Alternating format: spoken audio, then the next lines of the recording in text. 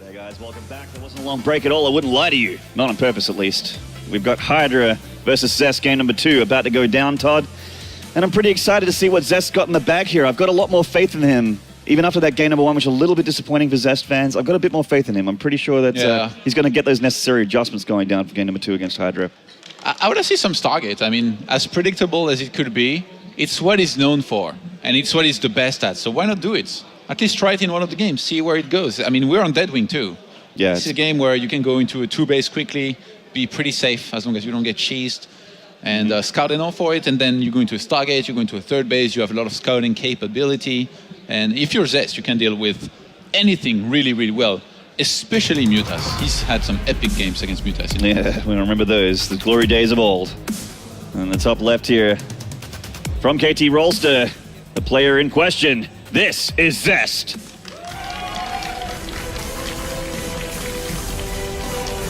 With a jawline that could cut through glass. And the bottom right here, from Root Gaming, this is Hydra. With something like 40 Hydralisks made in that last game. That was living up to his name. That was very impressive, actually. Like the hold was beautiful. Just getting the right amounts, you know, of units of Hydras on time. The first Hydras that got caught, that was a little bit weird. Yeah. But other than that, it's been good. And with the quick scout here, I wonder if Zest is suspecting some kind of early Ling rush, or if he wants to go for maybe something like a cannon rush. Usually, with the cannon rush, you would scout after you make the forge, but since it's, I guess, a 4-players map where your opponent could be in 2 locations, then you might be really late if you don't scout your opponent first, so we'll see. Yeah, it's definitely looking like Forge Fast Expand here. I mean, the pylon positioning kind of gives that away. And Zest looking for that player. He knows that he's not in the bottom left, so... Gas being made here by Hydra. Okay. Could be a Speedling Expand here into the 14 gas. Yeah. So, not generally commonly something you see pretty much since the Wings of Liberty days against those aggressive 4-gating Protoss. This is a rather uncommon opening, but as it pans out, we'll see how it turns out for Hydra here as he gets that extra link speed. Might be going for a flood, just trying to try and kill a flood. Wow. A flood of lings. Yeah. That's really cool. I like that. Yeah, well, the C players would also talk about a guy called Jerry, the Jerry Lings, where you hide a bunch of speedlings in a naughty location and then just spring them on your opponent all of a sudden. The floodlings. The floodlings, yeah. It's pretty horrifying. Something that a lot of people had to deal with on the C server back in the day. You don't need to tell me. I've lost thousands of games because of floodlings. Opening gateway and not seeing it.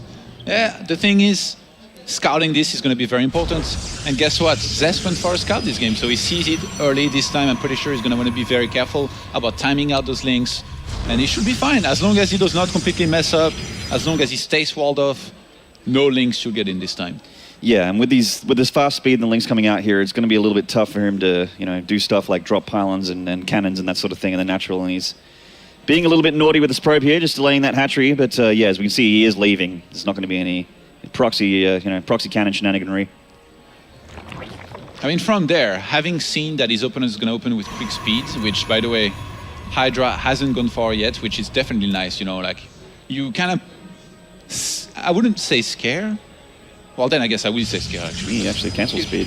Yeah, exactly. Yeah. Like, he knows that Zest knows about it, so that makes it so much weaker because Zest's going to be prepared. So Hydra says, I'm going to use those 100 minerals instead to start a much quicker natural and 3rd base. And I'm not going to make any more links.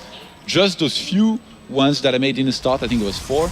Yeah. Put some fear in your eye, and then from there, I'm going to play really greedy. And Hydra has already, you know, achieved a little something in this game. He's forced the cannon earlier than probably Zest would have liked to make it. And then from there, he's not only going to have map control, but also maybe some scouting capability later on with, you know, around the 3rd base. He's always going to be able to move those links around and see if there is a 3rd base or not. Yeah, he's mind gaming Zest a little bit here. So the probe was in position to block as well, just with 1 cannon, which is generally enough for this many lings, but if it was a ling flood with the speed, that 1 probe wouldn't cut the mustard. We see that it is in fact 3 hatcheries, and Zest would be perfectly aware of that now, seeing that there's no speed still. Zest is smart enough, you know. Yeah. Surely smart enough to realize. Surely. What's happening here. Seeing no speed, so he will know that this has been cancelled. He will know that it's possible that Hydra could have done something crazy and gone for a quick lair. Stargate Hydra. Very unlikely, yeah. You wanted back to the roots, man. Yeah, that's it. You got to go back to your roots, man. Whatever's won you that many games, surely it can work again against Hydra. He's going to try and make it happen. Zest's targets actually they have won him a lot of money. They've kind of they are kind of what brought him to fame. Like, and not only just like in Zerg, actually, even in PvP, he was one of the first guys to mix in a lot of gas 10, gas 11, back on Polar Nights, double gas very quickly, and you know, just the very quick Stargates. He was one of the first guys to do that a lot and have quite a bit of success with it. So he's going to rely on that here one more time to try and get a win up against a Hydra, who I feel can play almost anything. Hydra can play any style, any units, and do it really well. Yeah, he's an incredible player. Layer going down now for him. And just on the one gas as well still. Very, very, very greedy. Look how many drones he's pumping out at a time. He's, you know, getting up into the 40s. Once those 9 pump, he's going to be over 40. And yeah, looking quite good, healthy econ-wise with those 3 hatcheries. Starting to walk on the creep spread as well is going to be very important because even though, you know, Zest is very good and doesn't cheese all that much, even though that kind of proved true in the previous game, there could be some attacks here and there coming, some pokes, you know, with if you, for example, if you're going for roaches and then you try to either go into Mutas or Swambos directly, there is quite a few timings against Blink Stalkers or Stalkers in general, plus a lot of sentries that are very dangerous. Remember also on this map, behind, like just below that 3rd base in the minerals, you can stand there with Stalkers and be very annoying to the mining of the Zerg. That's right, and this, that Oracle actually nearly died there. No drone kills yet. Sorry, just the 1 drone kill yet for that Oracle heading across the map. I mean, Hydra was all over this. Yeah. His Overlord was in position in that natural to see that Stargate. And that was the first blood, by the way. That was first blood. That's the second blood. Only 2 units have died this game, man. That's right. And there were 2 Zerg units. That's what we want to see, Todd. No, not really. And then we got the Twilight Council going down here for Zest for that follow-up. There's one Oracle just being high in the sky and seeing what he can get done, but it's really not much at all. Blink and +2 going to be the choice of Zest behind this. Not going to try and tech to Colossus quickly or anything like that. It's really not necessary. You can just delay that. Getting the +2 and Blink first is going to be very important. And here my question is going to be, does Zest want to go into full macro mode, or does he actually want to go for attacks, timings, or even maybe a poke, you know? An early on poke here with, you know, the amount of sentries that he has, a few Stalkers, will already force a lot of units out of his opponents. And then if he gets in trouble, he can just recall. Absolutely. The Overseer here for Hydra, staying on the ball, continuously scouting what Zest's got been dropping here in his natural and his main. Hydra completely aware of everything that's been going on in this game so far, with a great Overlord spread and great, you know, discipline, just doing those timings. I think we just got our answer. Yeah, okay. That's a lot of gateways. Big +2 Blink. Yes. Always been scary, and it will continue to remain to be so. 7 more gateways going down on top of, you know, the several that he's already got, which means he's going to go up to, what is that, 7 gates? 8 gates? Yeah, he's going to go up to, yeah, 8, I think. Oof, that's a lot. So plenty of Stalkers going to be on the map very, very shortly here with that Blink and Zest. Actually, no, he's going up to 10 gates. Wow. So this is a massive all-in. He actually cut probes. He cut at 55 at first, now he made 2 more. I wonder if he's going to cut more. I think Zest might just stay on this many probes. He's on 57 against 66 drones. The thing is, Hydra didn't waste any time this game. He went very quickly to Swarmost, and he's already starting to get quite a few out. So right now he's getting roaches to make sure he has also, like, you know, some units to buffer at the front, to not let Zest get on top of his units. And Zest is only going to rely on the Oracle to detect the burrowed units and invisible ones. He has no robo, remember. Yeah, actually, if that Oracle got sniped, essentially this aggression ends. But sniping it means you need to get in range for the sentries and Stalkers, which will be also happy to destroy everything that Hydra has. Absolutely. And a bit of an awkward spot to blink into there if you wanted to go for that blink. And it's almost going to be very, very key for Hydra here in his defense. A big supply block, Maynard. 5 Overlords are being made right now. And Hydra, he needed to be making units at a time. Uh-oh. So he's actually going to have enough forces for a little while, and Zest is free to blink in here with sentries on the below ground forcing away the Lings with force fields. The Locusts are going to be shooting from afar, but there's not that many Locusts actually. They're actually getting blocked a little bit by the force fields and not getting in there for any shots. Free damage here on this hatchery.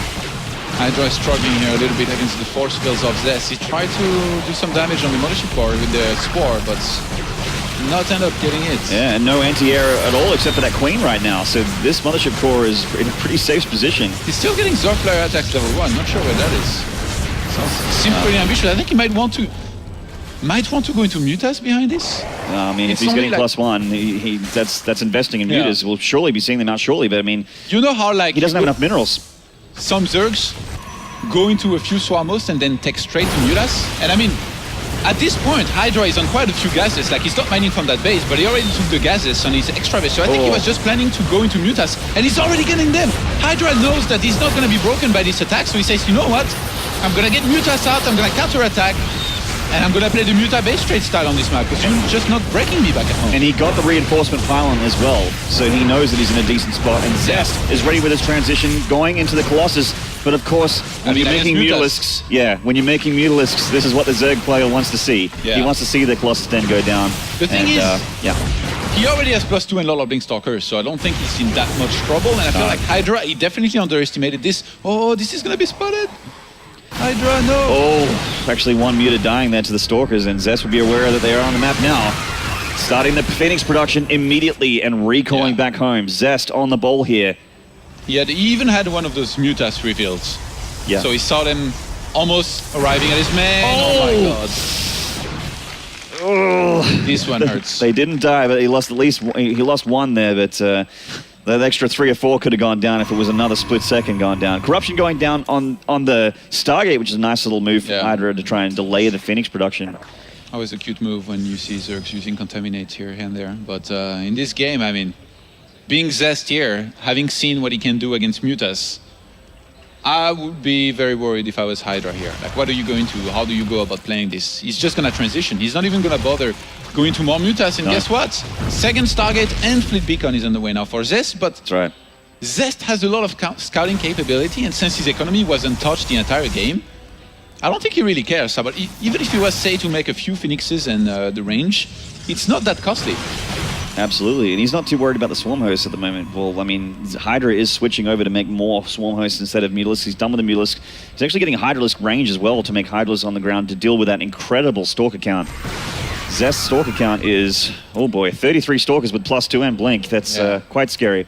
I really like that Hydra is getting a few spines behind his mirror line of his third base, but they are not going to be finished on time, I think. Zest is trying to take position here. He attacks now. He doesn't have the high ground vision just yet.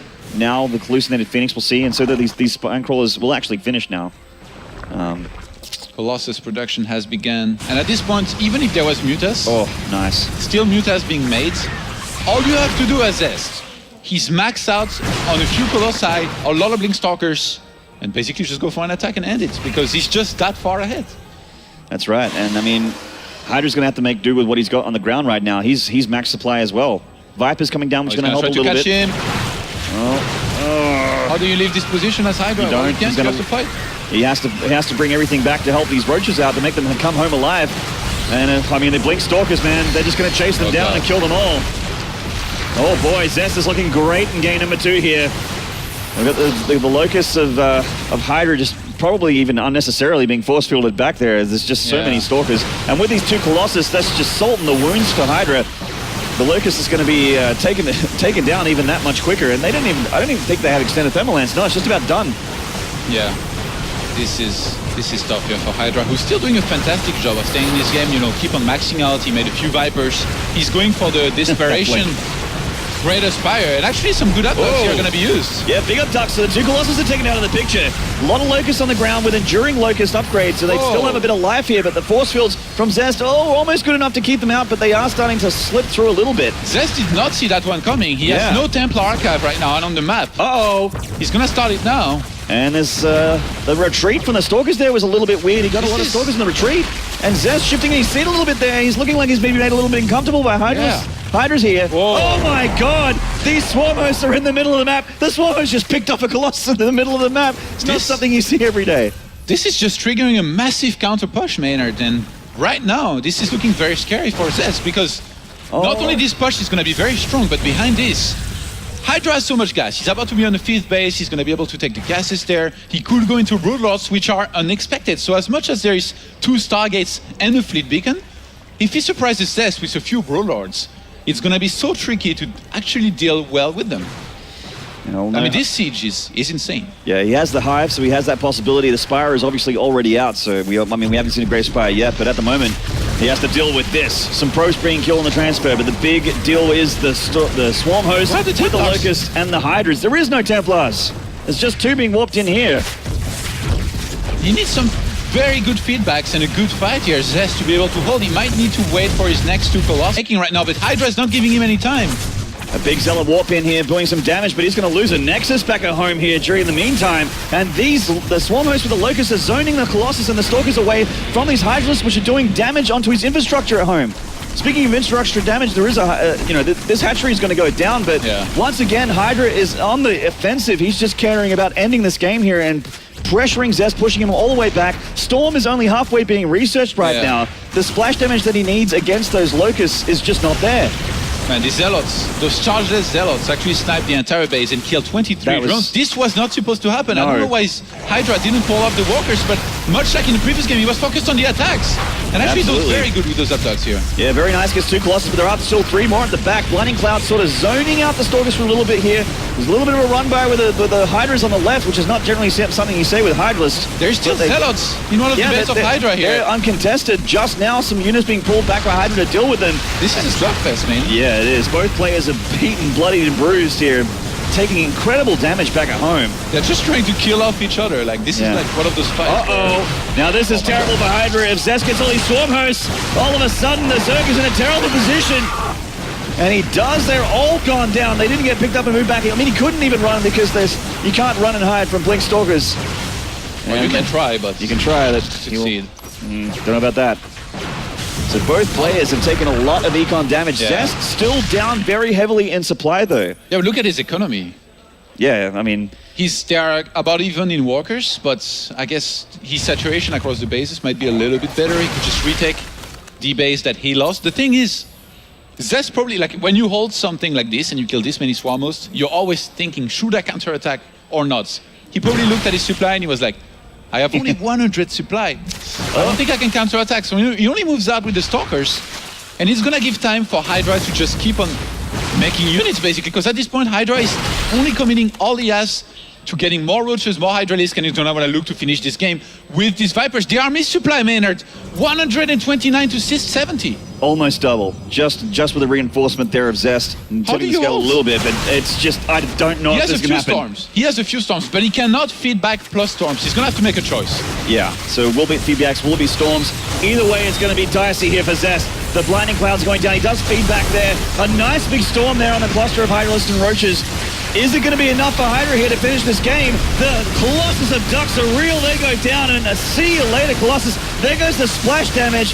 And it just looks like it might just be too much Zerg on the dance floor. We got the Archon being taken down as well. This Nexus is in shambles. GG! Hydra is going to be taking a 2-0 lead in this series against this KT monster that it just looks like it's just so difficult for him right now. This series is, visibly frustrating for him here. In this game, he had a few opportunities to make something happen, to make something more happen. But I really thought he was just going to win, just max out on Stalkers, Colossus. I thought it was that simple, but I guess it wasn't. Because he got across the map, Vipers were ready. Not only Vipers were ready, but Hydra at the same time was getting the Great Aspire, which, imagine, he didn't even get to use it, Maynard. No. Imagine he had been given the opportunity here. Yeah, Hydra is insane. He's playing so well. He is indeed, and they weren't kidding when they were saying that Hydra likes Hydras. They've been on force in every single game in this series so far. Be pretty keen to see game number 3. I hope we get to go straight into it. It's going to be on Varney Research Station, which is an incredible Swarm Host map in ZvP. We saw, Rain struggle against Solkey on that map back in Taipei. Will Zest be the same? Yeah, we'll have to continue after the break. We're going to take a short break here as the players get a short spell before game number 3. And we'll see you guys shortly here for Zest and Hydra, Game 3.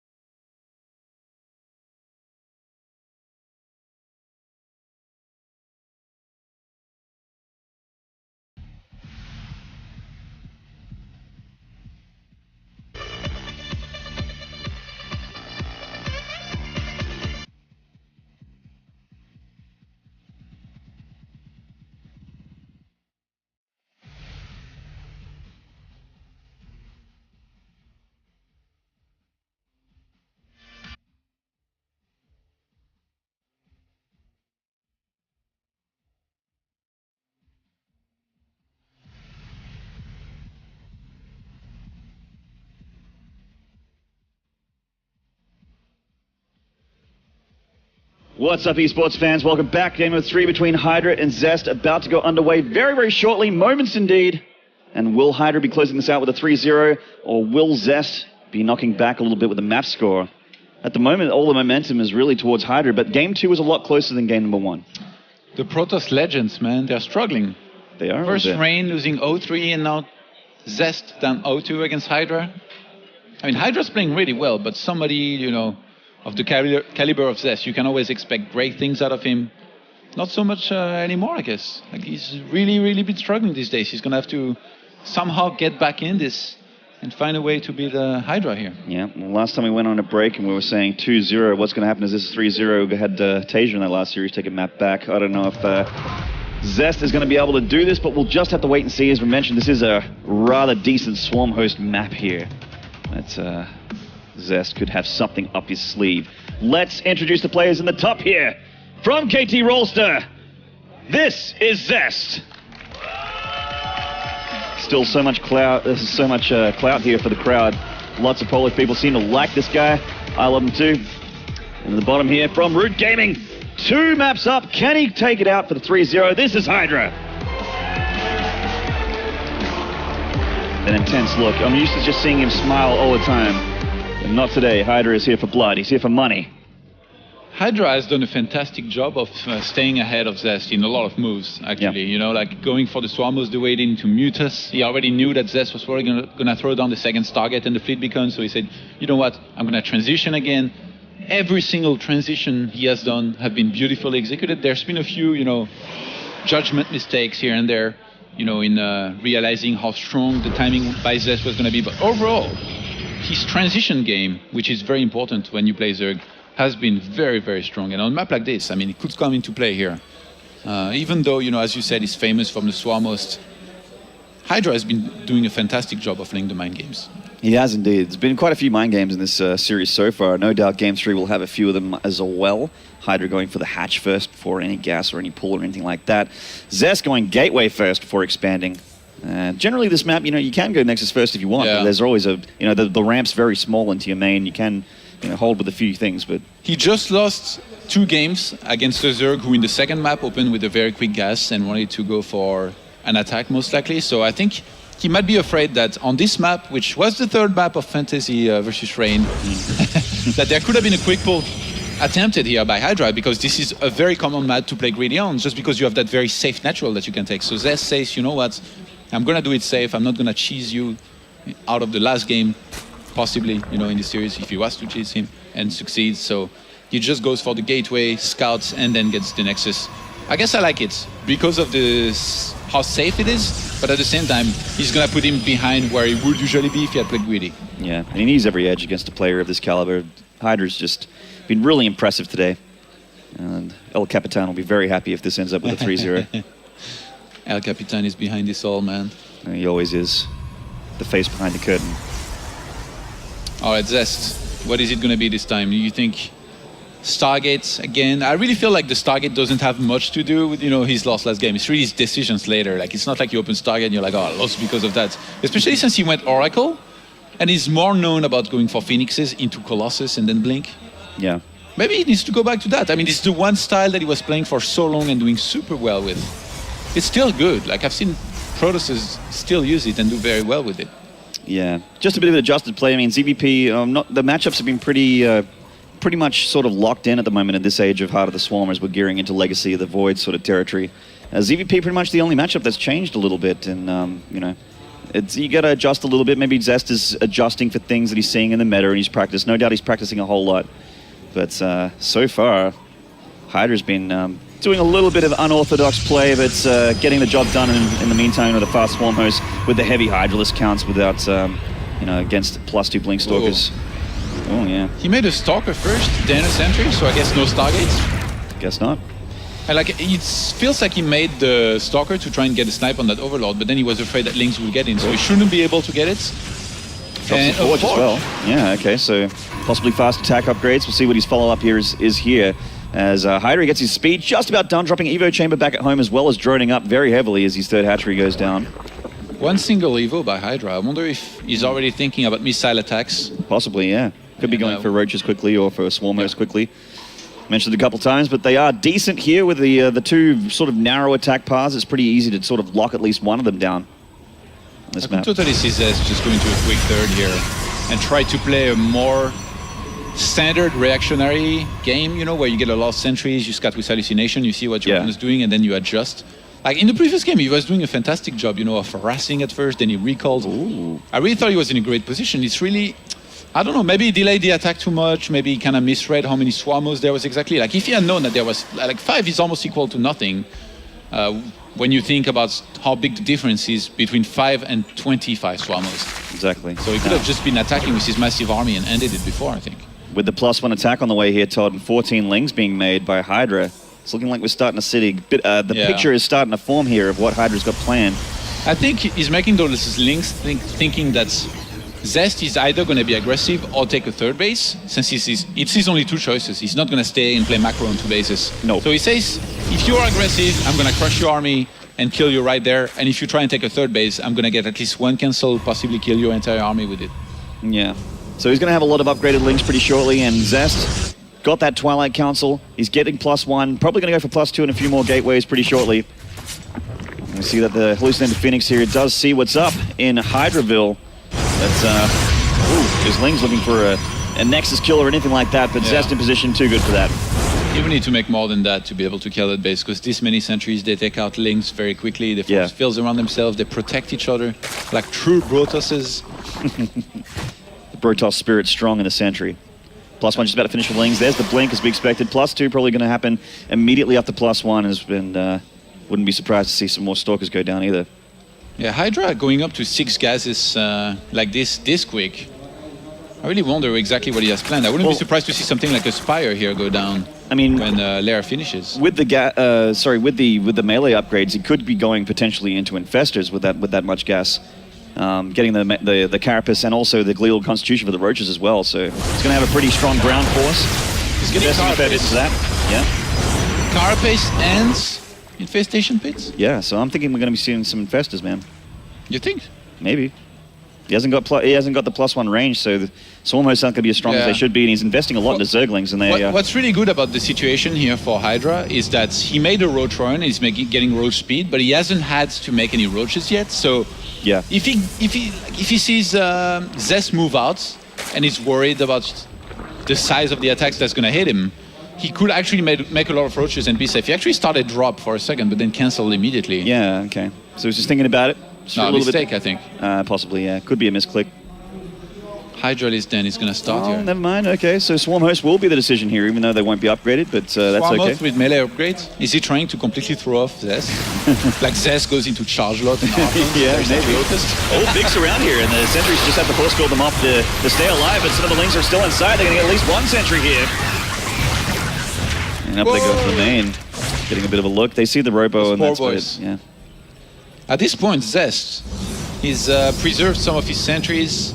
They've got quite a bit of energy. He's going to be able to keep on scouting a lot. He's actually going into charge. Yep. Did he pick up on the fact that... No, it looks like he saw the upgraded Lings, and he thinks he thought what I thought was going to happen here with a big Ling flood with the Infestors. But he's actually just warping in some Zealots into the natural here of Hydra, trying to get some kills. Hydra did spot it with a Noble Lord, just reacting now, though, a little bit late, albeit. And I think Hydra might be wanting to do the same thing as he did in the previous game. He made a few Swarmhosts, 5 to be more precise, just like in the previous game, and he's getting the Spire right now. So he's getting Roaches to make sure he can defend against those Zealots here. He knows that Zest is most likely going to be going to, Colossus with double Robo. And he says, you know what, I'm just going to do the same thing, but this time better, because I haven't taken any damage from any kind of early on aggression. He's already on 8 gases, as you can see. That's a lot of gas income, actually. Yeah, exactly. 4 hatcheries, 8 gas. Yeah, he's dwarfing Zest's income there by about 300. And a lot of mutas that are going to come out. He's got enough gas to start 12 immediately when the Spire finishes. He's made a few Overlords in advance. He's getting even 4 more. Oh man, 12 mutas. Against double Robo Colossus. Yeah. Not bad. There is a few Stalkers. There's 10 Stalkers. There's going to be more mutas than Stalkers. How does this happen? Hydra is so good at those mind games. And the thing is, on this map, the distance from the natural to the third base is just so large. It takes forever to go from one place to the other with Blink Stalkers. So ideally, as a Zerg here, you fly the Mutas into the natural, and you attack with I guess, your main army at the third base if you can, because usually the Protoss will leave his main army there and just walk back with the Stalkers. And yeah, double target starts here. And Zest only just now had vision there of the Mutas, so he's reacting now. Yeah. You know, as you said, with the double Stargates going down. Goodbye, Warp Prism. Whoa. There's Goodbye, Mutas. Goodbye, Mutas. Right there. Actually, it's funny. Like we just casted some matches with Nighten the other day online, and he was explaining us about how if you see the Mutas when they come out, you've already lost the game. I don't think it's the case here. I don't think so, yeah. It definitely doesn't help. Why is Hydra paying no attention to his Swarmers? Yeah, I mean, they kind of died for nothing. They got a little bit of hurt on, but not really much at all. The Colossus and the Zealots just cleaned it up with the... I mean, they were burrowed directly under an Observer, so it's an easy pickings there for Zest. Few Zealots being sent to their death here. Oh, nice blinks here from Zest, picking off a Mutalisk here and there, just doing damage while getting Phoenixes out. So this is the same situation as in the last game. Like, from this position, Zest has defended pretty much perfectly the entire game. From now, I feel like all he has to do is max out and go for an attack. In the previous game, it proved wrong, just because he walked his Colossi into a bunch of Vipers with Abducts. And look, Hydra's doing the exact same thing. He really wants that Warp Prism, and he needs to bring those Lings to keep the Blink Stalkers away from it. It does go down. Nice surround here, and they're on Blink cooldown as well. So the Mutalisk and the Lings are going to get quite a few Stalkers here before pulling away. If they pull back at all, yes, there they go. And the Force Fields didn't lock him down. Zest getting a little bit overeager here with this move out. Gonna get punished for it and lose quite a few units. And behind this, with the Vipers on the way, and the fact that Zest has gone into Phoenixes, transition he doesn't time. really have the gas to get in any Templars, which he's gonna need against the Vipers. So we're in the same situation as the previous game here all of a sudden, except this game, Hydra never took damage on his gas economy the entire time, so he's gonna have a lot of gas to work with. Yeah, if anything, he's in a better spot than the last game. These Blink Stalkers coming down and offensively blinking into Speedlings. A few of them are going to go down here as this fourth Nexus for Zest tries to get up. And he could be putting two and two together here and thinking that maybe Hydra's doing what he did in the last game. Are you lost? Mothership Core? Yeah, she needs to be with the army, man. She's not a harassment unit. Not at 16 minutes in the game anyway. And with some Roddy Micro, you can see amazing things from the Mothership Core. Well, the way this game's turning out, looks like #RoddyPicks might be something to talk about as well. And Hydra's heading through the middle here. Swarmhost, few of them still alive. Going to add a little bit of damage with the Locusts. And the Colossus really want to pick this fight. The Blinkstalker's going on top of those Hydras, and there's actually not that much Zerg units left at all. The Vipers. The Vipers are just coming a little bit late to the party. The Blinding Clouds are going down. There's an Abduct. A lot of Zerg units actually died before the Abducts there. So Zest just has enough Protoss to power through at the moment. Yeah, there was no Abducts this time, like in the previous game. So all of a sudden, Hydra's mostly tier 2 army with just a few Vipers in support. He's gonna get crushed with just a few Swarmos that he had. He completely underestimated this. He didn't stay behind his target defense, which is about to finish on that base. And he's in quite a bit of trouble. He's getting a lot of roaches. Yeah, he's just using whatever he can to make whatever he can. He knows he needs units on the ground now. There's a lot of Protoss units, and if Zest smells an opening, he's definitely going to tear it open and get himself a map here as he pushes forward with a lot of Colossus which aren't dead, only slightly damaged here. With a lot of Blink Stalkers as well, with +3 attack and +1 armor on the way. They hit pretty hard. That's a dead hatchery right there. Hydra is going to rely entirely on the Vipers. He's going to go for a flank from behind. Well, it's only one small-ish path of attack here. There's only 2 Vipers. Yeah, here they come. I don't think he can do much. No, it doesn't look like it. We've got the Colossus being abducted here. The Warp Prism Micro keeping that Colossus alive. GG Zest with some old-school looking Zest-looking game there. Getting himself a map. Taking it to 1-2. Looking to tie it up and win the series. Hydra strongly underestimated this timing here by Zest. Yeah, it all fell apart. He basically did what he was supposed to do the previous game. Just max out, do an attack, not completely botch it up, and then win right there and then. That's what he did here. And Hydra needed to be in a much more defensive posture to even have a chance to hold this or do better. Yeah, and he's going to be feeling a little bit better as he gets into this next game. Hydra still with a comfortable map. You know, he only has to win one more map here, so he's not in a dire situation. He looks still pretty relaxed in the booth there. Very focused.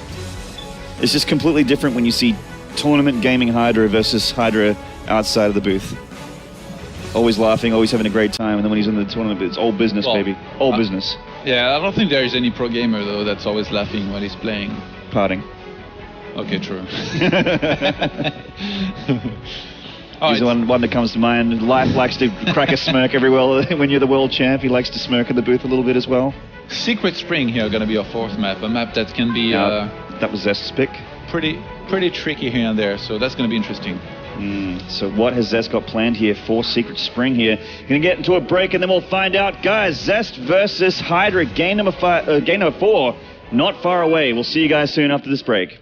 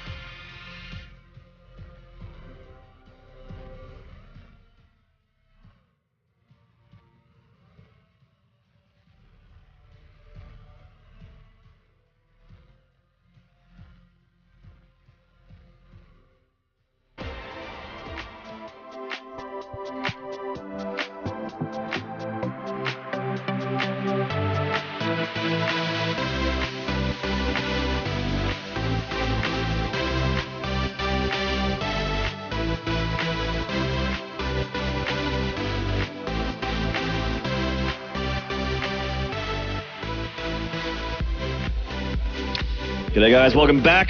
Game number 4 between Zest and Hydra about to go down, and we're pretty excited. You can't tell it by our faces, but maybe by our voices. We are pretty excited here for this game as we're gearing in. Will Hydra be taking a 3-1? Will Zest take it to tie the series? Find out shortly if the players get ready. I hope we get 5 games. And I always want 5 games in the best of 5. And I hope Zest plays, his main go-to style with the Phoenixes into Colossus, with Blink, somewhere in there, and the +2. This is a style that was used for a very long time, as the main household PVZ that you will play. And that, I guess, brought a lot of success to a lot of Protosses. But then later on, Zerg started dealing a lot better with it, but still can be pulled off. I've seen it here and there. Now it's become much more of like, a build that you throw into a best of 5 every once in a while, but that you don't do all that often. Yeah, well, Zest will need to pull the punches here.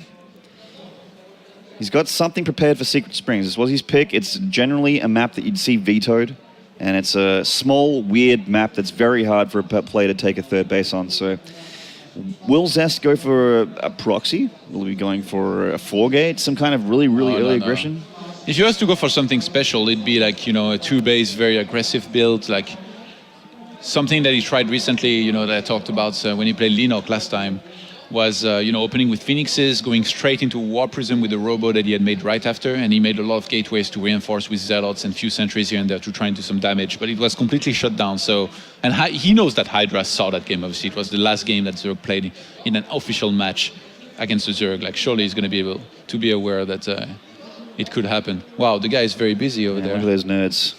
They all look like they're paying a lot of attention to this game. Ready for that sick analysis post-game. Getting on Twitter series. Yeah, absolutely. We saw that trophy on camera. That is what it's all about. The Intel Extreme Masters champion. The storylines continue here as Hydra gets ready for his match. See him on the screen there. In a very comfortable chair, I got to say. I'm sitting in one of those chairs right now. Shout out to Need for Seat. It's pretty nice. Pretty nice. It's really hard to get up since it's so comfortable.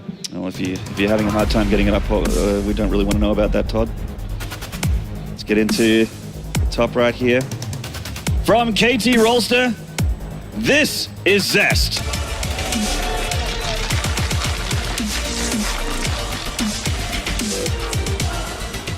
And in the other spawn, from Root Gaming, just one map away, is this Hydra.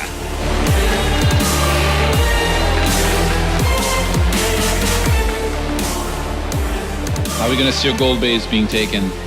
Again, we're going to just repeat it every game until Hydra does something special. Root Cats is on Hydra's team. It's something worth bringing up because he comes up with the crazy strats, the proxy hatcheries. Yeah, and this is definitely a map we've seen some crazy stuff on. Yeah. I wonder if Hydra and Cats together expected Secret Springs to be in this map pool. Probably, because it's not one of the maps that Hydra vetoes. because there's only one veto, it's a best of 5. So Yeah. if he doesn't veto it, surely you should expect that he could be played in there. Definitely.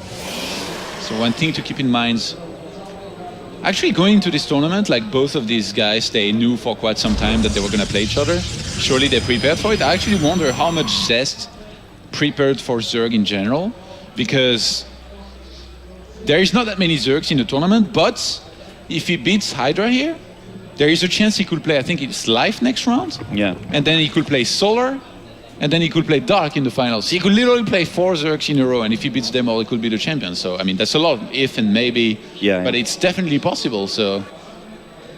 You know, I actually just realized that I've actually never seen a ZvP on this map. Never, not once. Didn't happen at Taipei, which I cast. Generally, the other tournaments are, you know, on the older map pool or on a different map pool of their own design, so we don't see Secret Yeah. Springs really on anything other than, you know, local tournaments and on the Intel Extreme Masters circuit, so... Now that you mentioned Taipei, actually, Hydra had a very tough series there up against Parting. Yeah. In which he was, I feel, personally, completely pushed off his game plan and how he likes to play. Like, he was forced into basically massing roaches and hydras because he was afraid to die to Parting stuff. And then from there, he just stayed on layer tech the entire game. Parting just kind of demolished him. So I feel like he stepped it up a lot so far since then. Especially here in this series with like winning the first 2 games very convincingly. A little bit sloppy on that last game, you know, but it happens. Well, can't always be perfect, even when you look perfect. You're talking about Zest? Yeah. I mean, damn, man. So, I mean, all Worst things comes to considered... worst, and Zest loses here. He's always got male modeling going for him or something. Well, In Control talked about it a little bit before. He's not too bad at it. You just got to look good without your shirt on. I think that's pretty much the skill involved in professional molding. All right, so... Still winning guys. Yeah, it's a little bit odd, but, you know, considering the map, stuff's been looking really standard so far. Why is he still mining gas with just 1 drone? And he's mining more than the 100 that he needed to start speed. And that's a bit... I guess he already has 16 on the minerals in the main, and he didn't feel like transferring that drone to the natural, because then you lose like, what, 10 minerals or something? Something like that. Something very high. You go to min-max. And again, we see a very, very quick Mothership core here by Zest. Every single time his cybernetics core finishes, he always gets Stalker, Warp Gate, and then starts a Mothership core very quickly to have, you know, some defending capability at the same time. If he would like to, he could get across the map, get a good scout to see exactly what's happening before either reaching, you know, a hallucinated unit from a sentry or a Stargate unit. Zerglings with the speed, about halfway done. Speed a little bit later than we expected, but that's okay. No doubt Hydra's done it all on purpose. Gets that 3rd hatchery towards the top there. I like the positioning of taking that other hatchery to the top, because I think it's like a little bit easier to defend than the other one, because the other one has kind of a couple entrances that's very far away, wide ramps as well. Yeah. Yeah, a little bit tough to hold that one against Protoss, and Terran as well, actually. I really like that Hydra has a beautifully placed overload in the middle right of the map. Yeah. Like the one around the gold base. Which Zest has spotted because, here. yes, if you plant down a pylon here, you can warp in from up there and literally get inside the opponent's main and 3rd base very quickly. So, thank you, Funka, for showing this as beautifully as you did. That's right. Shout out to Funker as well. If anyone wasn't aware, he is our observer for the entire Intel Extreme Masters in Katowice. He does a pretty damn good job. Yes. 3 gates. No Forge, no Robo, no Stargates.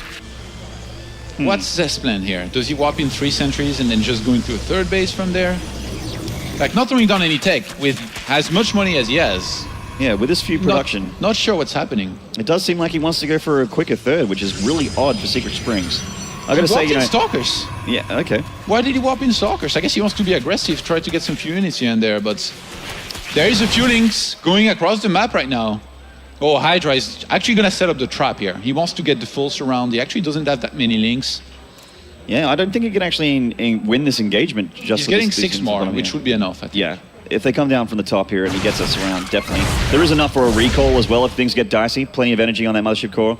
Looking for that 3rd hatchery, and it looks like, you know, I mean, he obviously hasn't scouted this one. He thinks it's here. Yeah, wrong way. And... Sentry's back at home, going to stop the links from running by. Nice little moves here from Zest so far. I mean, apart from incorrectly identifying what the hatchery is, he's looking pretty good. In the previous game, one thing that Hydra, I think, did... I'm even going to say it badly, and that I hated was that he got Zerg melee attacks level 1, even though he had kind of planned to go into Swarmost. It was throwing me a little bit like it's a little bit odd to go for upgrades. That did not make one bit of sense. But look at it in this game. He's going for missile this time, which is going to be much better if he wants to go into something like Swarmost. Yeah, he's got the Hydra Stenner as well already, so he's gearing up for. Oh god, those links. Yeah. Don't do it. Finger on the trigger for the sentries. That's right. This little small attacking force of Zest, sort of like a harassment force more than anything, just located that creep just on the edge there. The Oracle, the hallucinator Oracle did spot it. Dark Shrine starts as the Robo is about to finish. A Warp Prism here could be made. Yeah. To warp in and drop some DTs here Certainly and there. Looks like it. Infestation put on the way with the +1, so Sormos once again could be on the menu here. We got the links coming in here. Ooh, should be a recall pretty shortly. He can't engage this. There it is. It's very hard to expect Dark Shrine here. And actually, Zest throwing down 3 more gateways? Is this going to be a blink all-in with some DTs here and there? Quite possibly. This is... I can't believe he will go for something like that. This is really weird. And why is he getting cannons in his middle? Like, so much stuff in this series that I can't really understand. In the last few maps, Hydra went for those quicker sort of Mutalisk kind of, Yeah, but one cannon like this, like...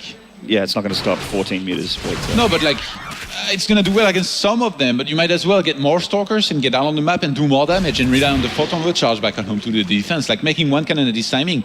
He didn't even see a Spire starting.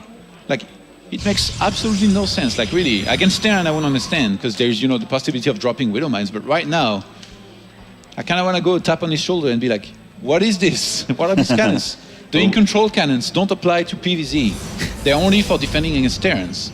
A couple DTs being warped in here and pulled into the Warp Prism. Now, did Hydra see that? He's actually flew past an Overlord and went whoop and changed his directory there. Maybe he didn't want to leave any units in his base to defend or, I guess, prevent an Overseer scout. And he knows that the DTs are going to be much stronger if they go and scout it, so he made those cannons. But I mean, even then, still, that's really, really weird. And the War Prism, here we go. Whereas he wants to go, it looks like he wants to go into the main here. Hydra's units are actually not in position at all to deal with this just now. They're on the ramp, the air they come with the Overseer. Hydra is absolutely not ready. He doesn't have a single Overseer as well. Yeah, he's actually pulling back. Oh no, he had one, but it was out of position. It's just coming now. There's no Overlord speed or anything now. Got that one DT at the third. Only 4 drone losses so far. And he's actually killing some probes back here as well. So far, Hydra's looking really good with his defense. Yeah. That said, though, the Warp Prism's back into the natural here at the top. Gets a Queen. Warping in a couple more as well with the Zealots. Getting 4 drones is actually kind of nothing, if you know what I mean. It's not much compared to the damage he could have done here. That's definitely not more than something. That hatchery's in a little bit of trouble here. The Roaches are slow, they're off creep. A lot of DPS in this army, but Zest definitely doesn't want to lose it. Whoa. How many Very, very, very low. Zest is only on 7 Stalkers this time against the Mutas that are being made, but there is a lot less Mutas than there was the previous time. There is only going to be... Oh, actually, no. There's quite a few ones. There's 9 already with 4 more on the way, so... Yep. In this game, I feel like if Hydra plays, the run-around game very, very well, flies from one base to the other, snipe units here and there, and just, keeps on expanding, keeps Zest confined on his 3 bases, then he should be able to do much better than last time. That one DT wanted to do a couple swaps and get that hatchery for free, but unfortunately Hydra too good for that. He was in position with that Overseer and with the Roaches as well, denying that attack there from Zest. Hydra looking really good at the moment, actually. Yeah. With 4 hatcheries, nice healthy worker supply as well, and a 30 supply advantage in the army as well, with a lot of it being in the air. I think Hydra this game wants to play the Muta base trade style with like a huge commitment. Don't do it. Don't open this. There is it's a one-way ticket. Yeah, one-way ticket to lasers. And at this time, I like the decision of going for full Mutas. I mean, it's not like a massive advantage that that he's going for that. But what I mean is that if he does it well, he's gonna keep Zest back at home, and he's gonna be able to go up to 5 bases, and then from there, Zerg on 10 gases is super scary. The thing is, how much damage can Hydra really do with this? Like Zest, he had a few cannons ready in the middle lines from very early on. He's building up his Stalker count. He's going to Stargate now as well. And there's really no damage that has been achieved by Hydra with those Mutas that he made. Yep, and he's on his 8 gases on 4 base here, so he's looking to transition, getting up into Hive. We're gonna be seeing some Vipers shortly. These mutas are actually just engaging these Stalkers because they do outnumber them, and the cannon is just in range here, getting a couple of mutas, but with the warp in, that is an overextension, so he pulls back. 26 Stalkers over the 18 mutas. Whoosh. Hydra has actually only killed 14 units this game. Oh man. Well, that's about to change, maybe. few probes here and there. Oh, nice. Macro. Nice little move here from Zest, actually minimizing the probe kills there. Actually, he just killed... Okay, One. he killed 4. Did he? Yeah. He just killed... Like, he's going up to 18, so... I'm doing math on stream, yes, 14 and 18. 4 difference. Trying to kill a few Stalkers here. See, this is what I'm talking about. He's gonna try to go where there is the least units to try and trade cost effectively, and at the same time, sending in some links, the Locusts are getting closer and closer. Yeah, they Please are. do not overextend though, because this is like, much like in the previous game, Zest, if he maxes out on Blink Stalkers and Colossus, this time, he's just gonna crush him just like in the previous game, maybe even more so. There is still a Hive on the way though. Looks like the Hydra. Cybernetics core is going to get picked off here. Oh, No more that's Stalkers big. for now. No more Stalkers. Well, I mean, there is still already a lot of Stalkers on the field. 23, 21 now. He's actually losing quite a few of them. The mutas are doing a lot of damage here in the main, and you know, they have this blink down from the natural into the main here because that is his anti-air.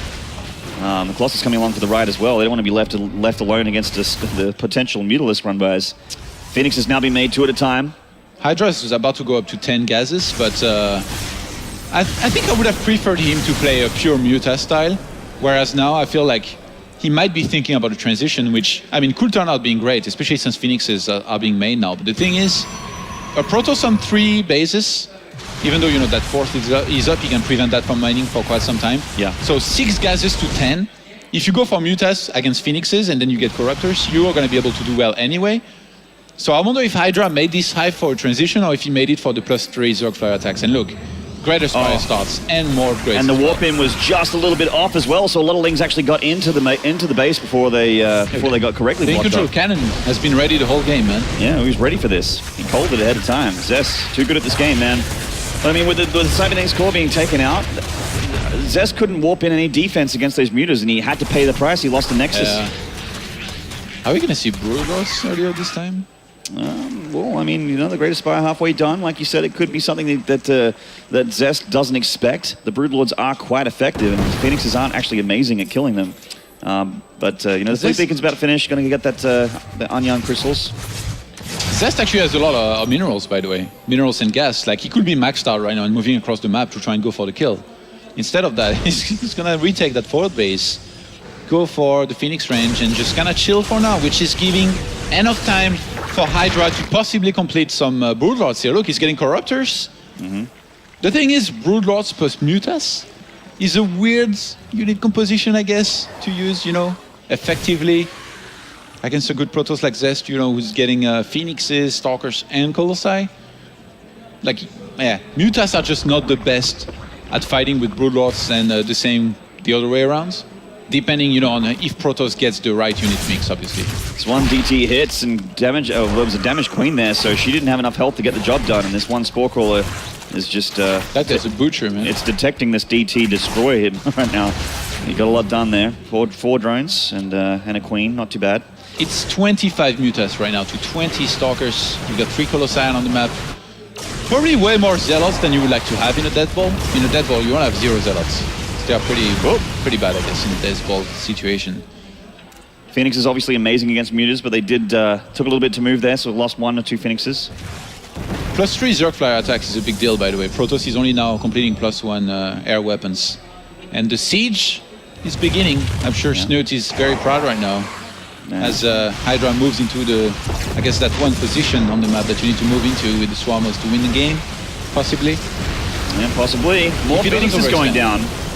Hydra's actually in a really good spot here. I mean, this run by of Zealots would be quite nice for Zest. There's only 2 Spine Crawlers here. They are in a decent position. He's trying to make more. The static defense has been pounced on here by Zest. And these force fields making things very awkward for these Swarm hosts in the middle of the map. Muta's coming home to deal with the Zealots. He won't lose a hatchery. This is actually really smart. I mentioned to you how, in a Death Ball, Zealots are bad, so he sent them around, disbarred him a lot of time, and did damage as well. Zest really pulling a great move here. He's going to close the door behind him. Definitely needs to start cleaning up this creep as well. But going up into a 4th base like this, he's going to be able to even start a 5th if he wants to. And I mean, if he can match the numbers of Hydras in terms of bases, he's going to do great. So Hydra was making some brutalists there, but oddly enough, he cancelled them. Decided in the end that just having corruptors would be more helpful or more beneficial to him against these Phoenixes, which have been a little bit of a bother for him against the Mutas. It's the right move. I think still playing, you know, in a base trade-ish style here would be better. There isn't that many Phoenixes, really. Like, if he covers his Mutas with the corruptors, he's going to be able to do well with them, as long as he doesn't fight against this massive sea of Stalkers here. Yeah, 37 Stalkers in this ball, and that's, yeesh. Maybe it's time to get an Ultralisk Cavern. Almost. And these Phoenixes are actually chasing the corruptors and getting a couple there before they turn to fight. And with the Stalker reinforcement on the bottom, it's actually, Hydra's losing a lot here. This is not very good for Hydra at all. He's lost his corruptors. And the Phoenixes can just chase these Mutas and kill them all. They're gonna kill more. Zest is actually so sick with Phoenixes. Remember, we talked about it. He had some great games in the past against Su, up against Mutas. Su kind of, the Muta king. Those Colossi, though. Actually, the Swamos, that's a very ambitious position here. They're gonna get picked up, some of them. Yeah, a couple of them do. That's so many Stalkers here from Zest, and this hatchery's in a lot of trouble. Hydra is in a lot of trouble. Plenty of Mutalisks, plenty of Colossus on the ground and not enough Mutalisks in the air. He's going to get a lot done on the ground here before they fall. So many Stalkers keeping them alive. The air army of Hydra is gone. It's dead. And GG, Zest has tied the series to a piece. Is this the resurgence of the Protoss King from 2014? It could be, Maynard. It could be. We don't want to call it too early. There's still one more map to go. It could be either player's series. Root Gaming's Hydra has a lot going for him as well. He's an incredible player. He's a great guy. Actually, just when you have a bracket this stacked and you're a fan of pretty much every single player in the bracket, it's really... when you're in round one, you're like, I don't want to see either of these players be eliminated. It's really quite horrifying. I mean, we got Innovation live later on as well, which is... The winner of this plays against Innovation are live, so... That's their gift for winning. That's their gift. Congratulations, here is Innovation and All Life. Wow. Okay, well, before we go into our final game in this best of 5, looks like the players are going to have a bit of a break here. So will take a break as well. Guys, thank you so much for tuning in so far. The game number 5, the deciding map between Zest and Hydra, coming up very shortly. We'll see you soon.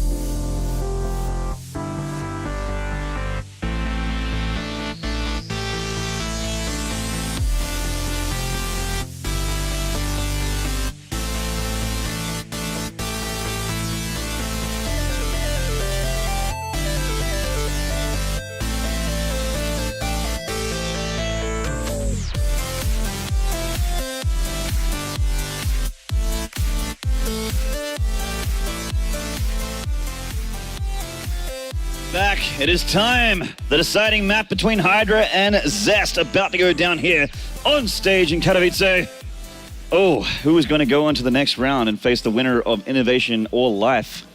You know, in the first two games, I mentioned how beautiful those transitions from Hydras were, but in the last two, not so beautiful. He struggled a lot. Now, though, it's going to be Catalina. Might not have to transition at all on this map to win. There is a little bit of Protoss bias in these comments. Just a little bit. And it does seem like Zest is adjusting to Hydra's game plan here as each map, it looks like Hydra kind of has that plan with a sort of unit tech shift and then trying to pull a fast one on his opponent. You just realized he wasn't wearing the noise cancelling. Well, better late than never. In the bottom right of Catalina here from KT Rollstreet. He's won the last two maps. Can he win the last one? This is Zest. Oh, those killer eyes. Once again, don't look too hard, ladies. You will become pregnant.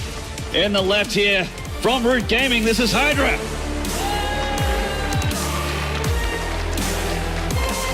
Another handsome guy, I have to be fair. Very sharp looking today. Interesting positions here. I feel like for Zest, to try and decide which third he was to take, he would have to think very carefully, because if he takes, the left-hand side one, and Hydra goes into something like Swarmos, it's going to be much more difficult to defend. At the same time, Hydra apparently, he really seems to want to try to win with Mutas, but he hasn't done that well with them just yet. He struggled a lot. There was a few points in the games where I thought he was doing really well, but overall, once he reached, this max out situation, and every time Zest's defense was good enough for him to, get very close to maxing out, Hydra kind of fell apart from there in the last two games and then ended up losing. So honestly, there are so many ways that you can play with the Muta style compared to what he did. For example, in last game, he had a lot of Mutas. He had forced 37 Stalkers. One of the things that you can do is go into a Baneling nest and get a lot of Banelings on the ground. But the thing is, there is still a few Colossi out on the map from the Protoss, and most of all, sentries. But if you can trade some Mutas to kill the sentries and then remax out, then you're in a great position.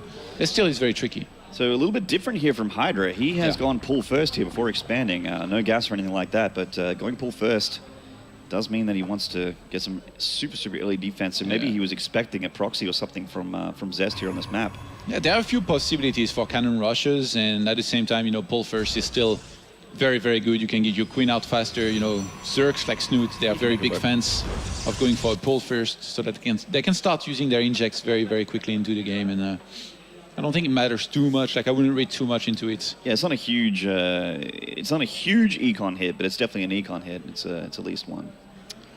Zest, on the other hand, do we see a Stargate again? Went for the Gateway Nexus, double gas. I wonder, on this map, if he was to go for a Stargate, because there is even some of the builds that Hydra did that felt like he was kind of trying to counter Stargate play out of Zest, whereas Zest, he's been mixing it up here and there.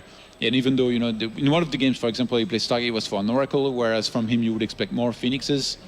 Hasn't done it a single time yet. The good old Phoenix into Colossus.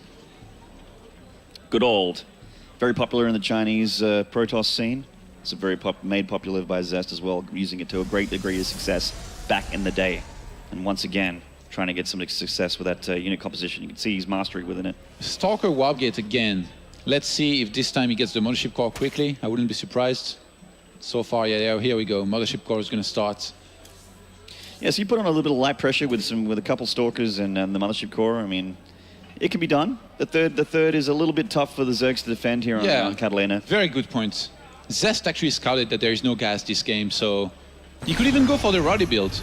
Throw down 3 more gates and be very aggressive, with a lot of Stalkers out on the map, because there is no speed on the way. There's not going to be speed anytime soon this game. There is no gas taken by Hydra just yet. Actually, no, he just started mining on it. I thought you were talking about Proxy Tempest, mate, and I'm like, if that was No, that's against Terran. Terran only, fair enough.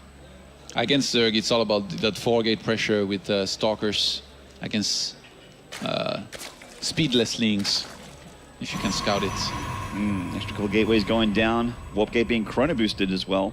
Only 2 extra ones, so... Yeah, not as... Oh, no, here. Okay, no, that's the Stargate. So he goes for the Stargate behind this. Still, this could be very dangerous. This could force out a lot of slow links instead of drones, in which case, as a Zerg, you're pretty broke because you've had to make a lot of links early on when you wanted to be making drones. And then behind this, Oracle flies in, kills basically the few drones that you have. So it's a disaster of a situation. So right now, I really like the situation for Zest. I feel like Hydra is going to have to react perfectly to the aggression, defend it, and then maybe see the Stargate so that he can get spores on time. Because if he does not get spores on time and lose like 8 drones to the first Oracle, because I'm pretty sure it's going to be an Oracle, he's going to be in trouble. Absolutely. Gateway, the Stargate finishes. More Stalkers being warped in here from the several gateways of Zest with that proxy pylon. And then, there's that Oracle. Oh boy. And meanwhile, he has this Stalker pressure with the Mothership Core as well. He can easily recall and take no damage in his attacking force. Meanwhile, doing damage to Hydra. Yeah, speed is, I guess, around 30 seconds from finishing here. So that's going to be a very long few seconds for Hydra, who's trying to do his best to defend against those Stalkers. But Zest's micro is just too good right now. Same warp count. This is a disaster here for Hydra, who's still getting, I guess, squeezing out a few drones at the time up against the... I guess he's getting links also. Yeah. Might be recall time here. Yeah. So many links. Speed is about to finish as well, so he can kite until speed finishes. The Oracle coming back. Oh, the Oracle coming up to do some damage and now. There's 3 spores. Yep, they got done in time. Hydra spotted the Stargate on time to get those spores, and he shouldn't lose too much. Oh, Zest! Playing with fire there. 1 hit point left on that Oracle. Oh. 2 drone kills as a result from that Oracle. It nearly gave its all. Some Lings going here for a bit of a run by to see if they can find a hole, but Zest's usually pretty good. He has those sentries in position always. I was very worried for Hydra. I thought he might take a lot more damage than he did, but all of a sudden, he finds himself with a spore on every base, so very safe. 64 drones to 51 probes. Oh my god, so much economy here for the 9-minute mark.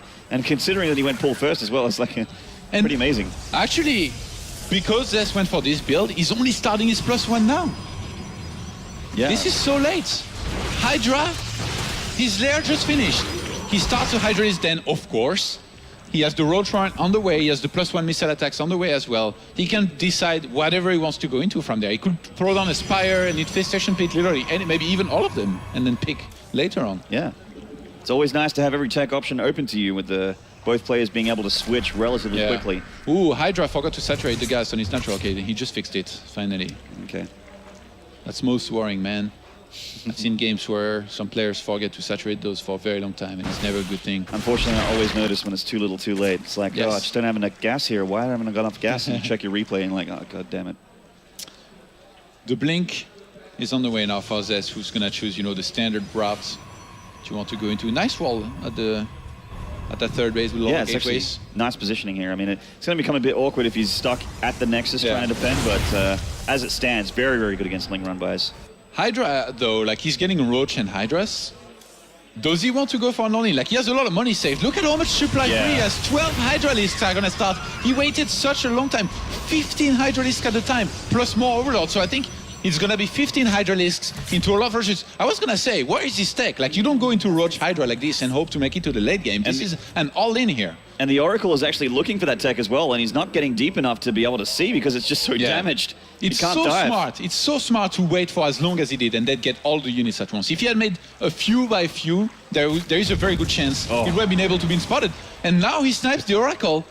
The Robo base starts now when 15 Hydras are already out. Like this timing is gonna hit, and it's gonna hit hard, Maynard. It is, and he's gonna have Blink, but against Hydralisk with a whole bunch of Speedlings, that doesn't actually matter that much. 10 Roaches on the way as well, and he can only warp in Stalkers at this point. It's so tricky to defend on this map too. Like where do you go? Do you stay between your two bases like this? But then you're exposed to a very big concave set up by the Zerg, so...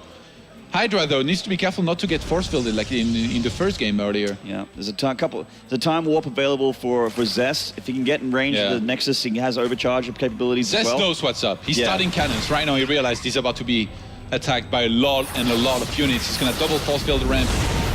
Yeah, just starting Immortals now. He's getting more, well, I mean, the Roaches are obviously on the field, plenty of Hydralisk here, and he's making Immortals to try and deal with the Roaches, but there's a run by here. We've got a lot of Roaches and some Lings on the top. Is there enough from Hydra to get the job done? The force fields actually haven't locked him away completely, so he's going to start wailing on these gateways here. So many sentries died, and even though Photon Recharge has been used here, Hydra has traded just roaches and Hydras, 4 sentries. It's gonna go up that ramp, and actually this is very well defended here with a few cannons, the photon overcharge as well, and the sentries. But I guess if he just waits, maxes out, waits until the photon overcharge expire, and then just hit that third base and hit it hard, he might be able to break it. But he's Actually might lose the stubborn. Immortal here to these Hydras that have been force fielded into his face. Just Micro, that Immortal does live. He's locked down these ramps for now. Hydra doesn't have that high ground, but now he does. He's up there and he can get into these gateways and keep tapping, and Zest is forced to pull back from the third and really mop up this force from Hydra, because otherwise he's going to start losing really crucial buildings and the infrastructure. There is no pulling back here for Hydra. He has to stay and trade as well as he can. The poor Immortal came out. It's actually a Hydra's reinforcement from the back, and it's only a small force, but it's enough to force Zest to have to blink in on top of this army of Hydra. And with a Zealot Warp in, it looks like it's starting to be enough, but Hydra has... he's taken a very healthy lead here. He's 50 supply up on Zest and looking very large and in charge. 88 army supply to 40. Even though it might be very tempting to say it was a very nice hold by Zest, and it was, Hydra traded well enough that with the reinforcements, he's going to keep on basically just get in there.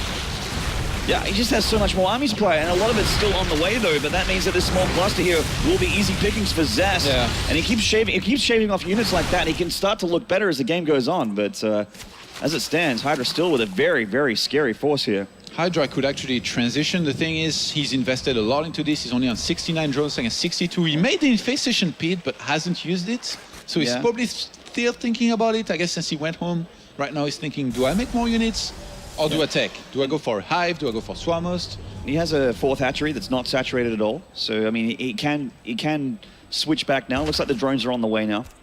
You know what the easy route will be here. Start a few Swarmost and get some drones as well and saturate the base. And lay back in your chair. Watch the esports dollars roll in. And we got those Lings. The run by deflected very nicely here by Zest. One does get through, but all he's getting is scouting. There's no damage done by him. This is a damage dealing force though. And it's heading towards that third. Yeah, the sentries are... I mean, he warps them in now, but few force fields. Well, I was going to say how much can they do, then I realized they're about to actually maybe section a lot of those units, but no, Hydra getting in there. Yeah, up close to that Nexus. Yeah, the Photon Overcharge doing a little bit of help here for Zest. He has still a lot of Stalkers on the ground, the Immortals, and that's when the Hydras start to, and the Roaches start to reign supreme. We got one Immortal coming back from the natural. Hydra not overextending too much, but he has a lot of hurt units here. Zest is holding well enough with the blink back that I think he's going to be in a good position here momentarily. Hydra has committed everything he had to this. It doesn't really make sense, to be honest. Hydra started double extractor on his 4th base, but didn't even make drones to saturate the minerals, and right now he's just going to lose this game, I feel, if he just stays and keeps on fighting and throws that units. Was a terrible trade, unfortunately, for Hydra. And he's just throwing units into the mid-grind that is Zest. Yeah, but I mean, he may as well have stood and fight, because he can't run from these Stalkers anyway. They have Blink, they have the upgrade, they can just chase him down if he wanted to try and go home with that small force that he had. +3 is going to finish here for Zest in a second against a Zerg who's only on 1-0 upgrades. Yeah. Zest feels that confident that he moves across the map right now. And he should be feeling pretty confident. He's in a great spot. Oh, the Warpid back at home. So sick for Zest. The Lings are going to get nothing done here. They have to be deflected. And the natural, it does have an opening, but Zest plugs it just then with the Stalker, as I mentioned. Nothing's the word, Maynard. Nothing is the word. And he actually starts the 4th base. I don't think Zest realized quite how far ahead he is. Up against the Zerg, who's only on 1-0 upgrades, who's... It really does look like he can just go for the kill here. I mean, yeah, it's an about worker count, like it's about the same. He could just go for a pylon, mass stalkers, go for the all-in and finish it. Yeah, well, I mean, these upgrades are really very much in charge here. He's large and in charge. And he's down in army supply, but only by a little bit. And that's when the upgrades, when you're a Protoss, your units are generally quite good. And, they cost more, they take more supply, but they are very heavy hitting. Got the Roaches and the Hydras here. Hydra trying to come into a really terrible engagement. I mean, there's a lot of Immortals here, and they have +3, and they're shredding these Roaches to pieces. There's probably enough Blink Stalkers to kill the Hydralists as well. Yeah, 4 Immortals, risk +3, ready to mingle with the Roaches, man, and that's exactly what they're going to do. That's it. And he's offensively blinking on the Hydralists as well. Zest in an amazing position here as he takes the series, winning 3 maps in a row. What a great recovery from this KT Protoss. And he's looking to reverse that slump, and he's already looking good at the beginning of this tournament. Taking out Hydra, who looked incredibly in charge of this series with the first 2 maps. And this is just the nature of StarCraft, man. It can turn on its head. Players can just get the focus, they can switch into Super Saiyan mode, and all of a sudden, 3 maps in a row and they've got the series. Canada started falling apart, you know, from that game 3, and in game 5 chose to commit all he had to the, I guess, massive aggression, which in the end wasn't enough. Exactly, and without further ado, let's switch over to Susie on stage with our winner, KT Zest. Okay, guys, here I am with Zest. All right, well, let's let the fans go ahead and cheer for him first.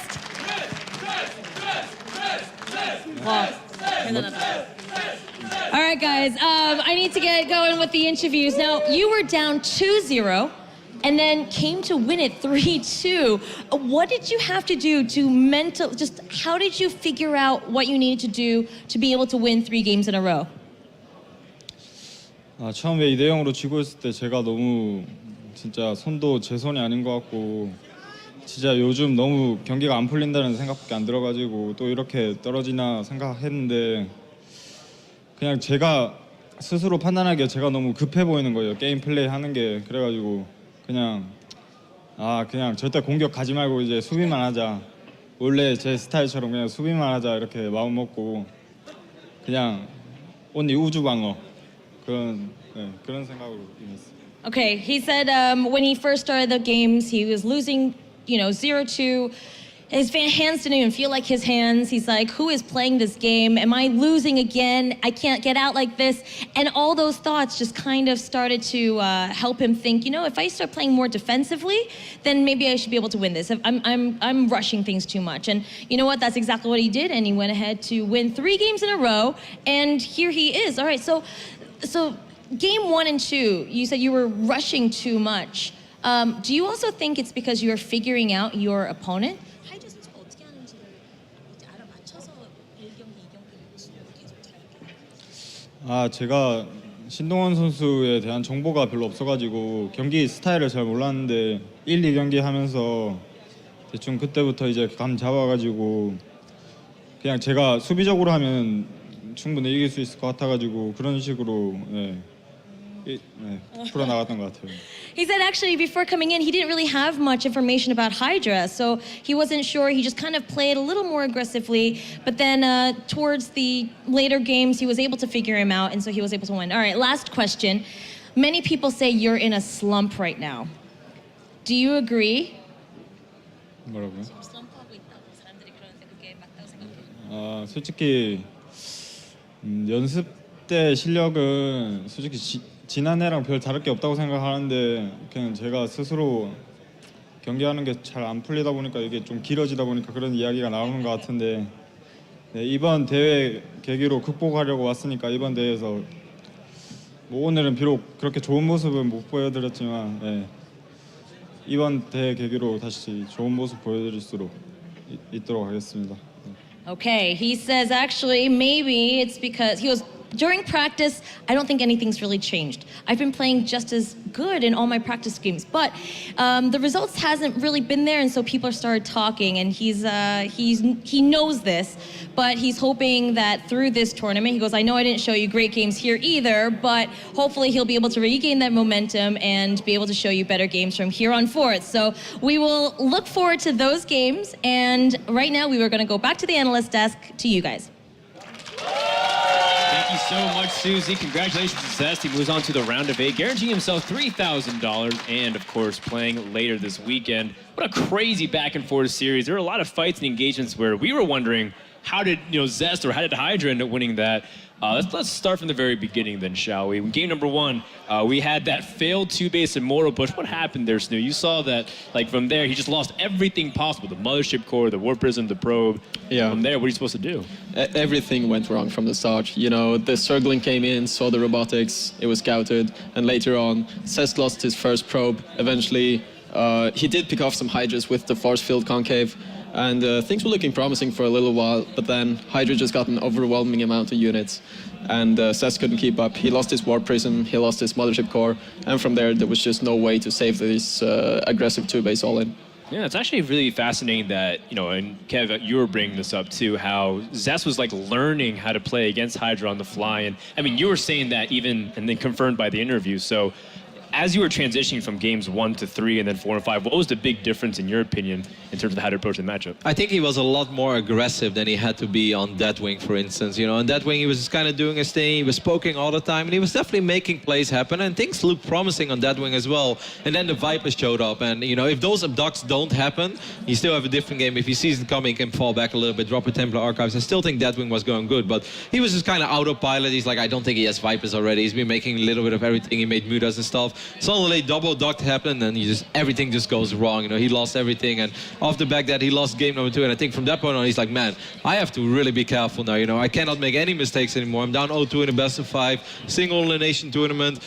I have to stay a little bit more passive. And he was still semi-aggressive with War Prism arrest, with minor pokes, but no more entire armies moving out or, doing 2 things at once. He always had it safe at home, made sure he didn't get caught off guard by run-bys. I felt like Game 3, 4, and 5 looked really promising, looked like old school Zest. He sat back and he just played better. Do you think at any point he just sat there and wondered to himself and said, you know what? Rotterdam has predicted wrong 2 times in a row, and I think I better turn this around for him. Otherwise, In Control might be right. Rotterdam won't predict a single correct series. Yeah. You think that happened at all? I think that is what happened. And first he knew that I predicted a 3-1, but I corrected myself and I said 3-2. And while playing Deathwing, he's like, it is a 3-2. So let me just get this game out of the way as well, and then I'll make Roddy shine at the desk. It was a really fun series, though. I enjoyed it a lot. I thought it was a very good StarCraft series. I liked the theory that he was kind of learning Hydra as we went. You could kind of see that evolution occurring, and I was over here, and a lot of these fights were very strange. I was like, okay, well, Hydra's about to win this fight, but as the series progressed,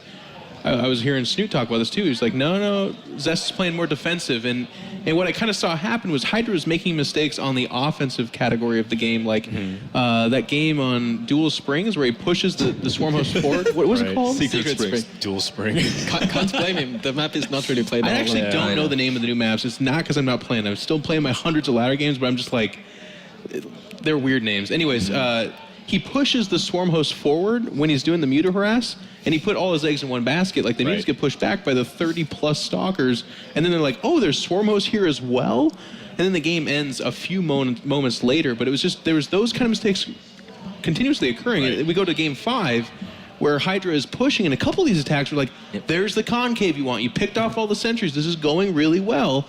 And then he would push a little bit too hard, and instead of waiting for his reinforcements to regain momentum, he would be like, no, let's trickle those guys in as well. And he just fed them into the wood chipper that was Blink Stalkers, and eventually that offensive mistake capitalized, or it became the loss in several games. Yeah, actually, Game 5 is the epitome of that entire series, I think, of what we just said there, and especially the engagements around the second base and the third base of Zest. So let's actually take a look and talk about exactly that, because I think there's a lot of tug-of-war back and forth. There was moments that kind of baffled us. Why don't you walk us through here? Kev. Look at the supply as well, 183, 134. And I want to give a big shout out, by the way, to the Sim City on both the third base and the natural. I think that actually kept him alive so many times.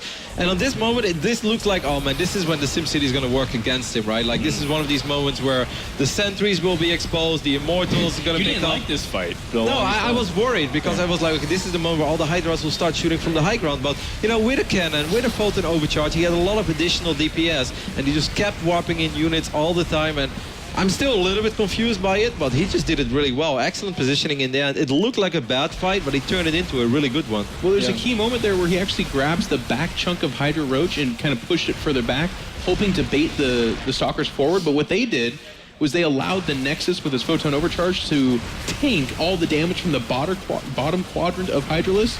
And that damage is really, it's weird because you see all those Hydras shooting, but they're hitting something that they're not going to kill, which then allowed the Stalkers to do all the one-way damage for themselves, and they won that fight decisively. And it was also really interesting to see how Zest never made a single sell at some points. We could see his minerals go up to maybe 1,000.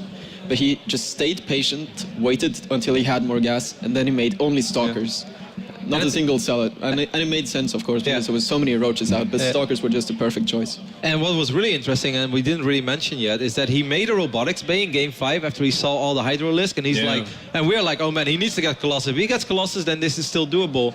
But then never a single Colossus was made, and we're like, did he cancel it? And he did cancel it. When he made extra cannons, and he warped in sentries, because he's like, okay, I can't fight this army, so I'm going to rely on the ramp, I'm going to rely on cannons, sentries, and it turned out to be a really brilliant decision.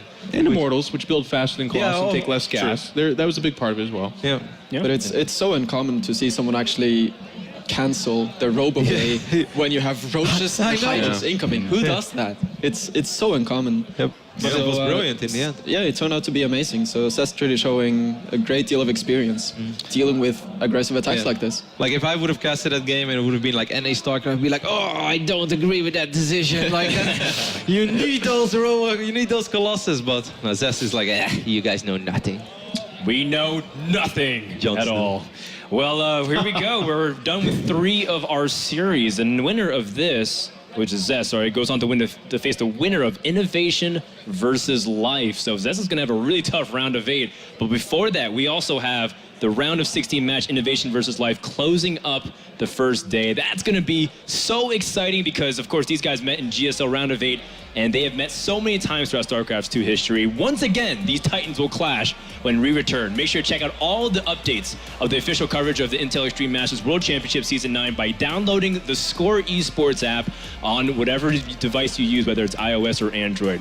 And when we come back, we're going to have the title match going in, Innovation versus Life. Stay tuned.